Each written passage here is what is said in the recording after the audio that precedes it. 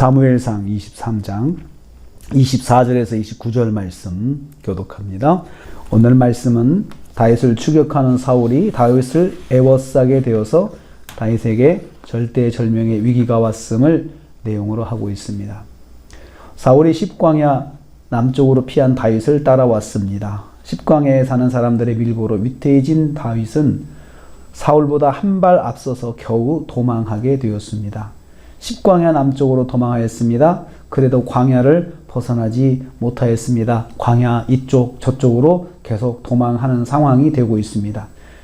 다윗은 홀로 도망하는 것이 아니라 다윗을 따르는 사람들과 함께 도망하기 때문에 그래도 광야를 벗어나지 못하였던 것입니다. 이번에도 사람들의 눈에 발각되었습니다. 사울이 다윗을 따라잡았습니다. 다윗은 사울의 추격을 피할 길이 없었습니다. 다윗은 순간 위기만 모면하고 다시 위기를 만나게 됩니다. 위기가 다윗의 삶에 연속되고 있습니다. 우리 이걸 통해서 깨닫습니다. 하나님의 사람도 위기의 연속에 빠져들 수 있다는 것입니다. 사울이 다윗을 잡으려고 애워싸고 잡으려 하였습니다. 26절 말씀입니다. 다윗을 따라잡은 사울이 다윗을 바로 뒤에까지 쫓아왔습니다. 사울은 산 이쪽에 있고 다윗은 그를 따르는 사람들과 함께 산 저쪽에 있는 상황이 되었습니다. 사울의 눈에도 확인될 정도의 거리까지 다윗을 따라잡았습니다. 다윗이 급히 도망하려 하였습니다. 그러나 사울의 군사들이 다윗을 애워싸 버렸습니다. 늦었습니다. 이제 다윗은 도간에 든 쥐꼴이 되고 말았습니다. 다윗에게 절대절명의 위기가 왔습니다. 이제는 꼼짝없이 잡히는 길밖에 없습니다.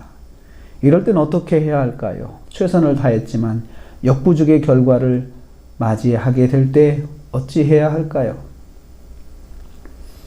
우린 이를 통해서 깨닫습니다. 하나님의 사람도 최선을 다한 일에 역부족의 상황을 만날 수 있다는 것입니다. 역부족입니다. 이때 이스라엘의 전쟁이 났습니다. 블레셋 사람들이 이스라엘을 침공하였던 것입니다. 급히 전령이 이 사실을 사울에게 보고합니다. 급히 오소서, 블레셋 사람들이 땅을 침노하나이다. 현재 진행형입니다.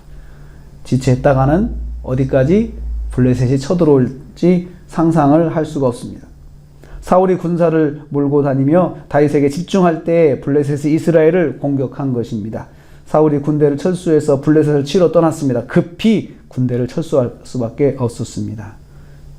다윗이 한 것은 아무것도 없었습니다. 할 수 있는 것이 아무것도 없었던 것입니다. 그런데 위기가 갑자기 물러갔습니다. 한순간에 없어졌습니다. 하나님의 역사로 정리가 된 것입니다. 다윗은 역부족의 상황에서 하나님께서 역사하심을 경험하게 되었습니다. 이걸 통해서 우리가 깨닫게 됩니다. 성도는 역부족의 상황에서 하나님의 일하심을 만날 수가 있다는 것입니다. 최선을 다했다면 이제는 하나님의 역사를 기다려야 합니다. 오늘도 우리가 하루를 삽니다. 하나님께서 그래도 함께 하신다는 사실을 꼭 기억하십시오.